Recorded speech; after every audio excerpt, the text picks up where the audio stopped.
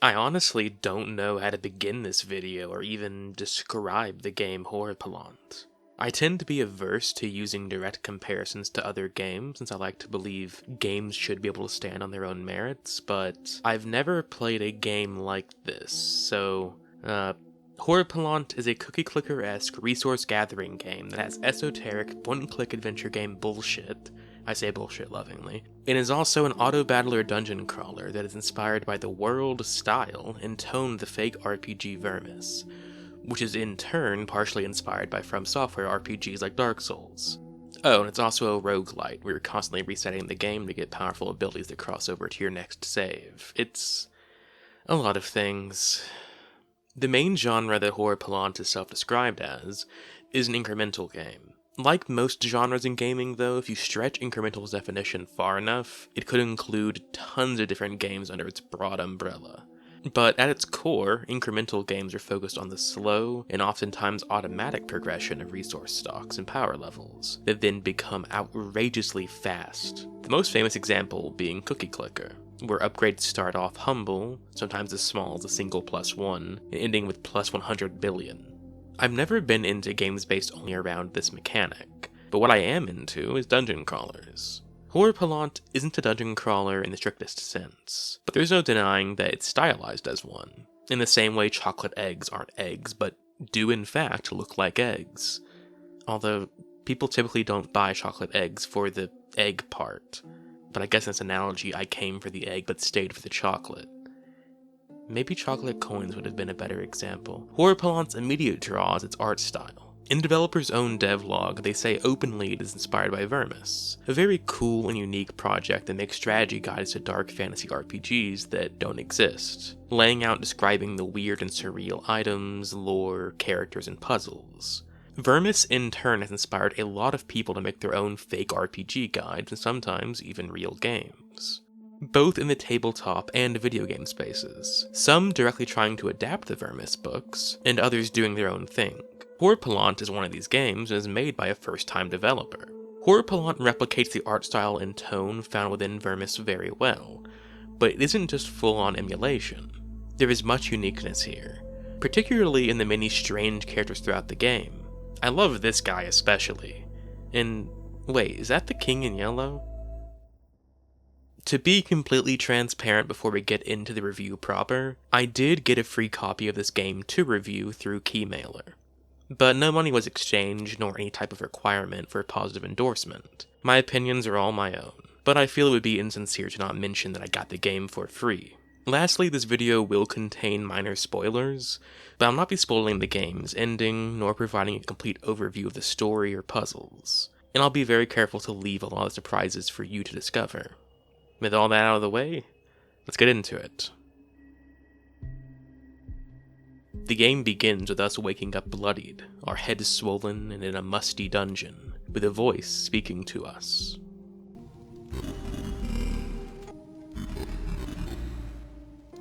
We follow its instructions as we learn what is in the dungeon, eventually winding up at a hole in the wall where we thought the voice was coming from, but it's empty. A strange urge rises within us to scream into the abyss, and so we do. We wait for an answer. Nothing. We wait some more. Still nothing. We turn to leave, and I love this reveal of God. His face is plastered on all the advertising, and rightfully so, but it's still a very good, spooky moment. The design is great, feeling inspired by both Vermis and analog horror. We can ask God about the dungeon and are given suitably vague answers. This is where all paths stop pretending they can lead elsewhere. A simple but very tone-setting answer. God has told us to prove ourselves by bringing him a crow's beak. This may seem strange, like an arbitrary goal, but getting to a crow enemy to kill it is actually really hard at the beginning, as we are going to have to go through many floors of the dungeon and get a lot more powerful. We do this by getting more and more resources. The main loop of the game is based around 6 resources, 3 of which can be gathered manually by clicking on them in the safe camp zone. but also by automating various servants, from mice to eldritch abominations to gather it, while you explore the dungeon, idle the game, or even while the game is closed. You can get these automatic productions up very high, and also while clicking on the resources, a glimmer can appear that you can hit to give you a lot of the resources in one go. These 3 clickable resources are wood, stone, and iron. They are used to buy equipment upgrades that can do things like damage and speed increases, multipliers for critical hits, and etc. But they can also be used to unlock more floors of the dungeon, needing a certain amount of stone to rebuild stairs, for instance. I love the look of the resource gathering rooms. They're simple, but the implications of them make my mind wander off and think about the world. How is this tree down here, and how do we continually nurture it into bigger, better versions of itself, and how the servants continually get more and more from it? The final 3 resources are gained while in combat in the dungeon: meat, XP, and Himmelith. Meat and XP are gained with every kill, at first small amounts that become larger and larger the further you get into the game. Meat can be used to upgrade your resources and buy equipments like potions and insta-kill amulets, and even companions to fight alongside you in the dungeon. These companion familiars tend to be greatly powerful, often dealing damage that is far beyond what you are capable of, sometimes going to the millions while you're still only doing hundreds or thousands of damage. I relied on the familiar companions a lot due to this. XP, though, unlike every other resource, is used instantly, and exists solely to increase your max HP. The 6th and final resource is Himmelith. Himmelith is added during combat too, but more slowly and more of a milestone type thing. Himmelith is basically your roguelite New Game Plus resource, as it can be used when going to God's Hole. The Hole of God? Hole? Anyways, you can reset the game and spend the Himmelith to get massive bonuses, such as keeping all your resources still unlocked between resets, buffing your companions, and sizable increases to damage and equipment, even gaining the ability to survive a knockout in the dungeon once a delve, which can be very useful. The dungeon combat itself is an auto-battler for the most part. Occasionally bubbles appear on screen that you can click to deal extra damage, but otherwise the combat is completely automated. While I'm sure some people could find this boring, the substantial increases you feel every level up, game reset, and equipment increase is very satisfying, and feels like a tangible reason to keep pushing on. I think if upgrades were completely automatic, it would be very boring, but the resets and manual upgrades make it feel active. You start the game off like a madman with a toothpick, desperately trying to kill mice in an alleyway and somehow still losing. Then you progress to a local butchery, cutting up select cuts of meat slowly and delicately, but reliably. And finally you become an entire sausage factory, shoving literally thousands of mice, crows, and dwarves into the meat grinder to make Slim Jims. What is the purpose of turning your body into an industrial meat and Himmelith machine, you may ask? To feed the hungry denizens of the dungeon. And by the denizens I mean God and the creature. The dungeon goes from floor 1 all the way to floor 1000, and each floor has 9 regular enemies and 1 boss enemy you have to kill. Once they're all dead, you can choose to either go to the next floor or return to camp. The size of the dungeon astounded me because it took me hours to even get to floor 80, and to learn I hadn't even made it a tenth of the way through the dungeon was a little discouraging. Luckily, since this is an incremental game, progression can come in big bursts. Sometimes after a reset and spending Himmelith, you can clear another 100 or even 200 floors that you couldn't before. After every boss you beat, you have 3 random boons to pick from. These can be as simple as healing you and your companion, to damage boosts to increasing your meat gain. Once you reach a floor, you can return to that floor at any time, starting from it rather than floor 1. But I'd recommend you actually start from floor 1 basically every time, as there's a very noticeable snowballing effect that happens due to the boons. And oftentimes I was carried solely by how much my damage and health regen have been increased due to the boons stacking. There is an option as well for boons to be automatically picked, which is very useful when you're grinding XP and meat. This game took me 51 hours to get every achievement, and if I had to pick boons for every floor as I grinded them over and over again, I would have gone insane. It would have doubled the playtime. Your speed of clearing the early floors will also become insane eventually. You can clear 100 floors in half a minute. By the end of the game, you'll have killed the early to mid-floor enemy types tens of thousands of times. And there's actually a bestiary where you can track how many of each enemy type you've killed, and also read some sweet, juicy lore drops on them. The aforementioned crows even have great text to explain why they're here underground. Their entry reads, "They saw the open skies die. A bird should never be trapped in a place like this. Its feathers hang heavy with dust, frayed from scraping the stone walls. There's no room here for flight, no wind to carry it. Yet the crow survives, stalking its prey from the dungeon's dark ceilings, watching from above as it once did from the sky." This simple description does so much to make what is frankly a boring enemy type at first glance super interesting. And the implications of the lore, like in Vermis, sparks in your own mind ideas that are more interesting than a full Wikipedia page explaining every detail could do. What made this guy die? And what other things have become mutated due to this? What's the surface like? These questions themselves are great when you have to imagine the implications of them. The music by Nolram is also a great boon for the game, and should be the only music playing during the video. It is atmospheric, dungeon synth that is simultaneously relaxing at camp, intriguing when in the puzzle rooms, and mysterious when in the dungeon. It absolutely sells the feeling of the world and expands upon it.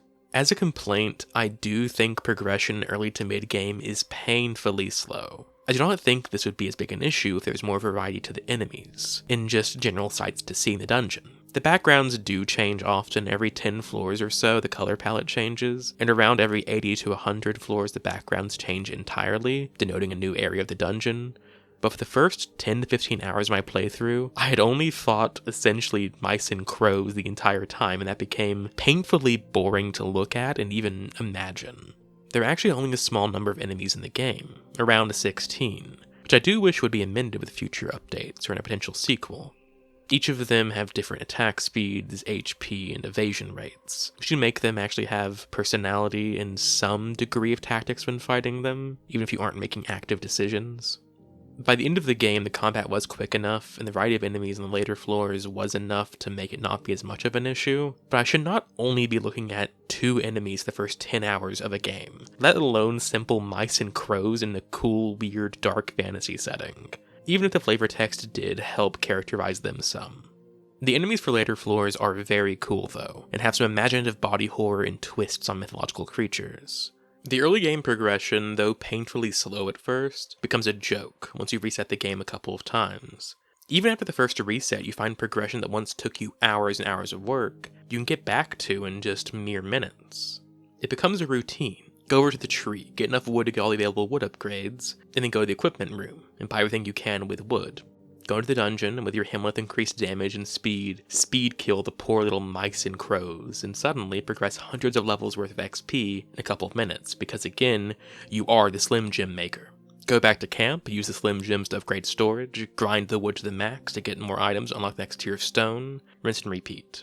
Until you find the next puzzle item, and oh, right, puzzles. This game is also a point-and-click puzzler. The main thing that this game hooked me with is what is actually outside of combat and the resource gathering. The game features full-on point-and-click adventure game mechanics, involving pixel hunting for unique items, using them in imaginative ways, and out-of-the-box thinking for solutions.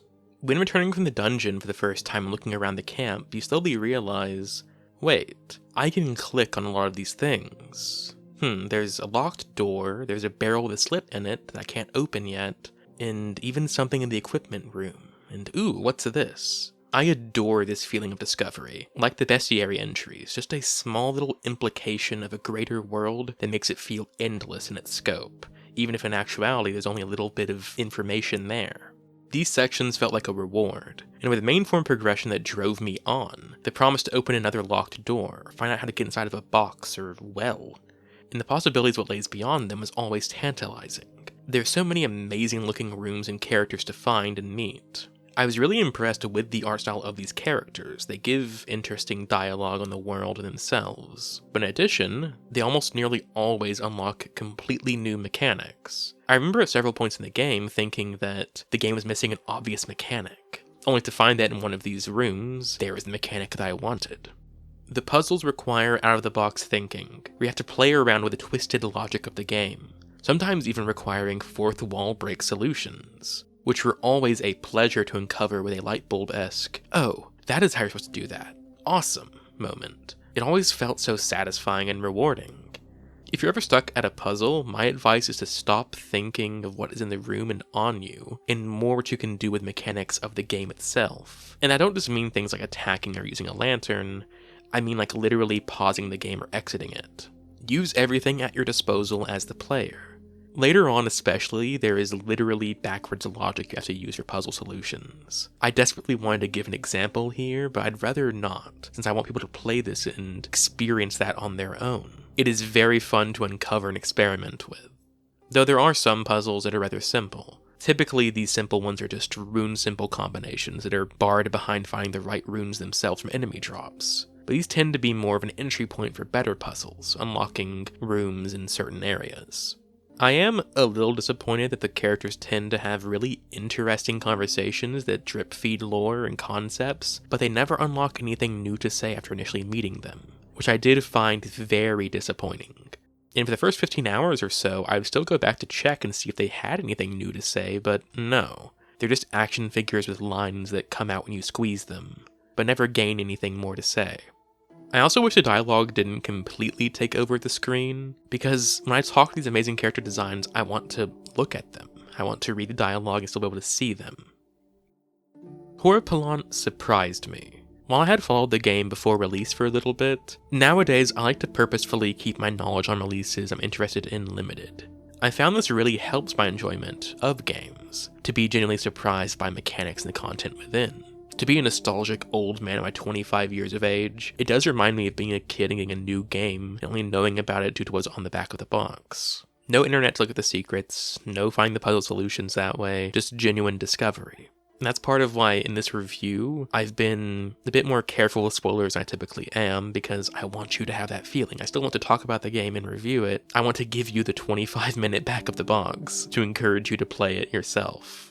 I went into the game expecting a more straightforward dungeon crawler, actually, with weird creatures to find and some resource gathering, and what I got instead was quite different. On the channel, I covered Dragon Ruins 1 and 2, which is similar to this in Auto Battler, but unlike this, it is a more traditional dungeon crawler. It has the tile-based dungeon crawling and multiple character slots and things like that. Back when I first played it, I didn't care for Auto Battlers, but I still really enjoyed the game. And similarly with this game, I didn't care for incremental games until I played it. The dungeon crawling chocolate egg or coin or whatever the fuck it is brought me in, but I found that I loved chocolate at its core. I wouldn't say I'm an incremental game fan now, but I really enjoyed this one, and I'm absolutely more open to a genre that, before it, I'd completely dismissed. Game is good. Some of the progression early on is honestly slow as shit and nearly lost me. The early game was painful for me personally as someone new to the genre, but pushing on, I really ended up enjoying the game. I do however think this game should be played mostly as a second monitor game or alt-tabbed back in and out. This is not an insult to it, however. I'm not saying it doesn't deserve your attention. In me personally, I did play most of the game with my attention on it since I'm reviewing it and taking notes. But after the first 10 hours or so, I did start auto-grinding the dungeon, having the boons be selected on their own while reading a book or watching a video. And then once I had fallen the dungeon, coming back and doing the manual upgrades and getting materials. This made for a pretty enjoyable experience. So, for those of you who want to explore a decrepit, weird, dark fantasy dungeon, but also not have to focus too hard on it and have a chill experience, this is a great option. Funny enough, like the Dragon Ruins review, I think this is a good game for tired people who just want to chill. You're getting a lot of game out of this too, especially if you do multiple save files for different runs, or do the endless mode. The music by Nolram again is deeply engaging, and well, I like the game, I like it. I liked becoming the industrial meat machine, and got genuine joy and laughter when I saw how overwhelmingly powerful my character had become, slaughtering those enemies in just milliseconds, after struggling so hard against them for hours. Thank you all for watching. And thank you especially to my patrons, the Kindred Eccentrics, Fred Greisen and Mateo Feo, and Wise Hermits Kamihog Yuji, and newcomer Andrew Raver. Thank you all so much, and also for waiting patiently for this video to come out, and giving me some feedback on things like the thumbnail on my Patreon page. It means a lot, and gives me some good encouragement to work on these videos. If anyone watching wishes to join my Patreon as well, it'll be linked in all the normal places. I want to thank a few extra people too. Nolram for talking about the soundtrack with me a bit, as well as giving me it to use for the video, as well as the YouTuber Dogma for allowing me to use his footage of Vermis when talking about the book. Dogma has fantastic videos going over the Vermis books, my personal favorite videos on the wider Vermis topic. Dogma also has analysis of other games like my beloved Baroque, so check him out if you want more info on Vermis. And of course check this game out if you're interested in it. Links will be below for it as well. This has been your Resident Eccentric, and I will see you again. Farewell.